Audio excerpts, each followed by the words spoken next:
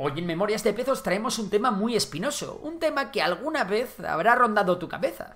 Y es que hoy os vamos a hablar del sistema de escape que los nazis y otros fascistas escogieron para poder dejar atrás Europa al finalizar la Segunda Guerra Mundial, para finalmente acabar en un territorio donde no iban a ser perseguidos. Más concretamente, ese territorio era Sudamérica, y particularmente Argentina. Y es que tal vez el traslado organizado de radicales alemanes de Europa a la Argentina después de la Segunda Guerra Mundial es uno de los capítulos más oscuros y más difíciles de mencionar para la historia del país. Pero, ¿por qué sucedió esto? ¿Qué relación existía entre el país de las milanesas y los fascistas y nazis europeos? Pues lo cierto es que ya de base la cercanía argentina con las potencias del eje europeas, recordemos que también aquí podemos incluir incluso a la España de Franco, tenía un componente meramente histórico. Resulta que a principios del siglo XX Argentina era uno de los 10 países más ricos del mundo, y un montón de españoles, italianos e incluso alemanes emigraron hasta allí en busca de oportunidades. De esta forma, en Argentina existen unas fuertes raíces europeas, algo que se puede ver perfectamente a día de hoy en su cultura, su gastronomía, deportes, etc.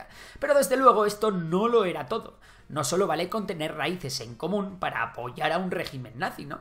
Si lo miramos por el otro lado, es decir, el lado de los refugiados, igual podemos encontrarle más sentido. ¿Por qué los nazis escogieron Argentina? ¿Qué tenía este país que no tuviesen otros? Tras la rendición de Alemania en el 1945 estaba clara una cosa: Europa no era un lugar seguro para los alemanes que colaboraron con el régimen. Por eso, muchos de los cargos poderosos que aún guardaban algún vínculo con el nazismo se movilizaron y buscaron vías de escape, ya que estos estaban en el punto de mira de los aliados. Un ejemplo de este tipo de redes de colaboración fue el de Odessa, una red secreta que buscaba apoyar y ocultar la fuga de miembros de las SS a otros países donde estuviesen a salvo.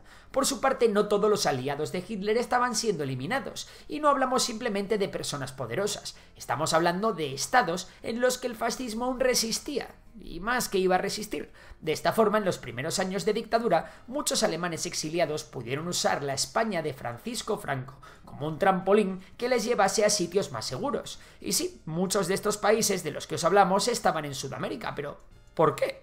Bueno, pues la cuestión es que al finalizar la Segunda Guerra Mundial comenzó progresivamente la polarización en los dos grandes bloques que formarían los dos bandos de la Guerra Fría, y resulta que las dos potencias que se iban a disputar el poder habían sido recientemente enemigos de Alemania, Estados Unidos y la Unión Soviética. Eso sí, por muy enemigos que hubiesen sido, nada iba a impedir a estos dos países el hacerse con el control de la avanzadísima tecnología alemana, así como de fichar a sus mejores ingenieros y científicos.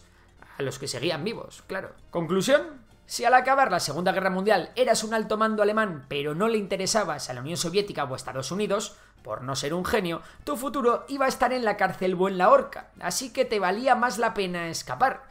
¿Pero a dónde? Está claro que los países comunistas no eran una opción, lo que ya descartaba a gran parte de Asia y a media Europa. Por el lado de los Estados Unidos y sus aliados europeos la cosa se ponía aún más difícil. Europa estaba vetada, América del Norte también. Y luego tenemos África, que todavía eran mayoritariamente colonias occidentales, así que ¿qué nos queda? Bueno, pues evidentemente, amigos, nos queda América del Sur, un continente cuyos países en ese momento estaban consolidando aún sus regímenes democráticos. Y más importante, un continente en el que una gran parte de sus países no estaban claramente alineados con ninguno de los dos bandos de la Guerra Fría. Para el final de la Segunda Guerra Mundial, los más avispados ya se olían el temita de la Guerra Fría, y entre ellos estaba el presidente Juan Domingo Perón en Argentina. El tipo sabía que reclutar a ciertos agentes alemanes podía suponer una pequeña ayuda en forma de consultoría. Pero eso no era todo. Ahora os vamos a dar la razón que puso a Argentina como top 1 del lugar más cotizado en el TripAdvisor nazi. Y es que el presidente Perón era por lo menos algo afín a la ideología alemana e italiana de por aquel entonces. Para que os hagáis una idea, el tío apoyó diplomáticamente a criminales de guerra a escapar empleando para ello salvoconductos que les permitían venir desde España o Italia hacia Buenos Aires. El contexto era muy particular, ya que muchos argentinos importantes o influyentes eran abiertamente simpatizantes con la causa del eje, e incluso el propio Perón sirvió como adjunto en el ejército italiano al final de los años 30. Eso sí, para que aquello no fuera un canteo, Argentina decidió declarar la guerra a las potencias del eje prácticamente a menos de un mes de finalizar el conflicto, algo que también Franco llegó a pensarse hacer con Japón. Pero eso sí, al finalizar la guerra, al igual que hicieron soviéticos y estadounidenses, los argentinos también se cuidaron mucho de reclutar alemanes con experiencia militar y tecnológica, así que al final todo el mundo tenía cabida allí. No obstante, con el transcurso de los años la situación cambiaría mucho, y lo que al principio era una cercanía política acabaría por convertirse en algo vergonzante para los argentinos. Por cierto, cabe mencionar que a día de hoy hay quien duda de que las intenciones del presidente Perón fueran las mencionadas y que responsabiliza a los Estados Unidos de difamar la imagen del presidente, generando una campaña en su contra. Realmente no es tan fácil saber el grado de afinidad ideológica, ni si el reclutamiento de los alemanes venía más bien de una búsqueda de su protección o de simplemente aprovechar los recursos como hicieron soviéticos y norteamericanos. Lo que sí está claro es que durante su gobierno Argentina, por A o por B, sirvió como refugio para una gran cantidad de exiliados nazis alemanes y esto es ineludible, le pese a quien le pese. Además, el régimen de Perón también fue clave con sus ventas de cereal para salvar y apuntalar el régimen de Franco cuando éste peor lo pasaba fruto de su aislamiento internacional. No obstante, el idilio de ambos gobiernos finalizó en 1949 y aunque Perón acabó exiliado en Madrid durante la España franquista, Franco ni siquiera le llegó a recibir. Pero los españoles no fueron los únicos que cooperaron para que esto fuese posible usando España de país trampolín. A día de hoy sabemos perfectamente que el gobierno de Suiza se dedicó a pasar de contrabando a alemanes que estaban perseguidos por las autoridades aliadas. ¿Y sabéis quién más colaboró en estos sistemas de huida? Pues algunos sectores del Vaticano, que se dedicaron a otorgar pasaportes y cartas identificatorias. Estas infames rutas de escape fueron conocidas como las rutas de las ratas o las Ratlines, y conducían no solo a Argentina, sino a otros países como Brasil, Colombia, Chile, Uruguay o Paraguay.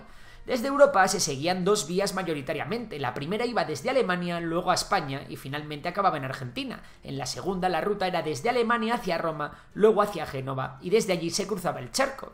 Estaba todo organizado de forma exhaustiva, aunque es verdad que las Ratlines no eran planes estructurados a gran escala, sino más bien operaciones de grupos pequeños que a veces actuaban de manera articulada.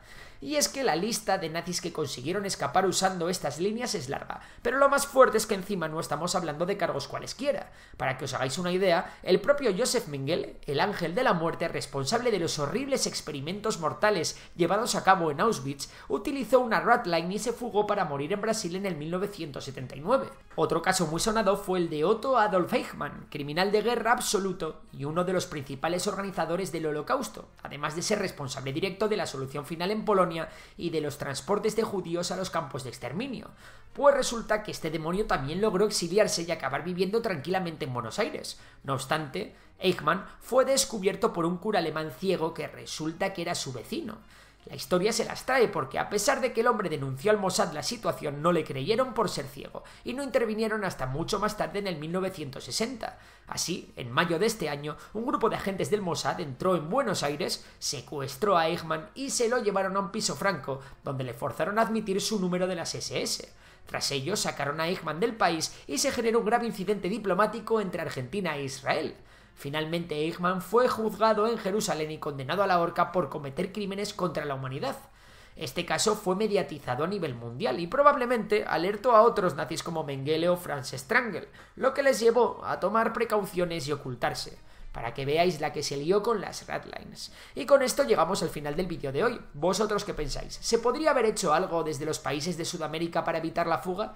¿O era más bien responsabilidad de los europeos evitar que los alemanes salieran de allí? Os leemos en los comentarios. Si te ha gustado el vídeo ya sabes que puedes darle a like, suscribirse y si te gusta la economía y las finanzas seguir a Memorias de Tiburón, mi otro canal. Por lo demás, un saludo y hasta la próxima.